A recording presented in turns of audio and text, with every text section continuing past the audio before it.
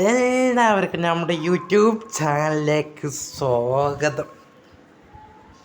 Plus two റിസൾട്ടും കാര്യങ്ങളൊക്കെ വന്നപ്പോൾ കുട്ടികളുടെ മുഖഭാവമൊക്കെ നോക്കുകയാണെങ്കിൽ വിജയ ശതമാനം കുറവും, പകുതി മുക്കാൽ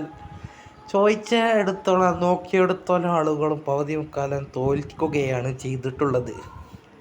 അപ്പോൾ ഇവർക്കുള്ള ശ്രേയവും കാര്യങ്ങളൊക്കെ ഉണ്ടാകും. പക്ഷേ ഇന്ന് നമ്മൾ നോക്കാൻ പോകുന്നത് വിജയ ശതമാനം കിട്ടിയ കുട്ടികൾക്കും വിജയ ശതമാനം കുറഞ്ഞ തോറ്റവർക്കൊക്കെ ഈ വീഡിയോ ഉപകാരപ്പെടും. കാരണം നിങ്ങൾ പെർസെൻറ്റേജ് അഥവാ ശതമാനം എങ്ങനെയാണ് കണക്കാക്കുക, അതിന് വേണ്ടി നിങ്ങൾ ഗ്രേഡും കാര്യങ്ങളെല്ലാം സെറ്റാക്കി വെച്ചിരിക്കുക. നിങ്ങൾ കാൽക്കുലേറ്ററും കാര്യങ്ങളൊക്കെ കൂട്ടാനും ഇതിനൊക്കെ മുന്നിൽ റെഡിയാക്കി വെക്കുക. അപ്പം നമുക്ക് നേരെ വീഡിയോയിലേക്ക് കിടക്കാം. ഇത് നമ്മളെ നാട്ടിലത്തെ ചെറുക്കൻ്റെ റിസൾട്ടും കാര്യങ്ങളൊക്കെയാണ്. ഒരു A+, 3Aയും ഒരു B+, C+ ആണ്. അതിൽ നിങ്ങൾ സൈഡിൽ ഗ്രേഡിൻ്റെ അപ്പുറം ടോട്ടൽ ഞങ്ങളുടെ ജെ കൊടുത്തിരിക്കുന്ന സൈഡിൽ അവിടെ ആ ടോട്ടൽ മൊത്തം കൂട്ടിക്കുക.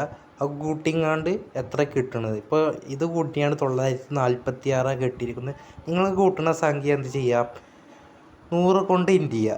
946 ഇൻറ്റു അവിടെയുള്ള സംഖ്യ ഇൻറ്റു ചെയ്യുക. എന്നിട്ട് 946 ഇൻറ്റു ചെയ്ത സംഖ്യ കൊണ്ട് നിങ്ങളാകെ മാർക്ക് 1200 എല്ലാ വിഷയം. എന്നിട്ട് അതുകൊണ്ട് ഹരിക്കുക. എന്നിട്ട് 78% ഇവനിക്കുള്ളത്. അതുപോലെ നിങ്ങൾ ഹരിക്കട്ടോ. അങ്ങനെ ഹരിച്ചും കുണിച്ചൊക്കെ ആയ വീഡിയോയിൽ ഉൾപ്പെടുത്തി അതുപോലെ കാട്ടി നിങ്ങളെ ശതമാനം കിട്ടും. അപ്പോൾ വീഡിയോ ഇഷ്ടപ്പെട്ട എല്ലാവർക്കും കരുതുന്നു, എല്ലാവർക്കും മനസ്സിലായിരിക്കുന്നു എന്ന് കരുതുന്നു. അപ്പോൾ ഇഷ്ടപ്പെട്ടാൽ ലൈക്ക് ചെയ്യുക, ഷെയർ ചെയ്യുക, സബ്സ്ക്രൈബ് ചെയ്യുക. അപ്പോൾ നിങ്ങൾ മാക്സിമം ഷെയർ ചെയ്ത് സപ്പോർട്ട് ചെയ്യുക. അപ്പോൾ അടുത്ത വീഡിയോ വരുന്ന എല്ലാവർക്കും ബായ്.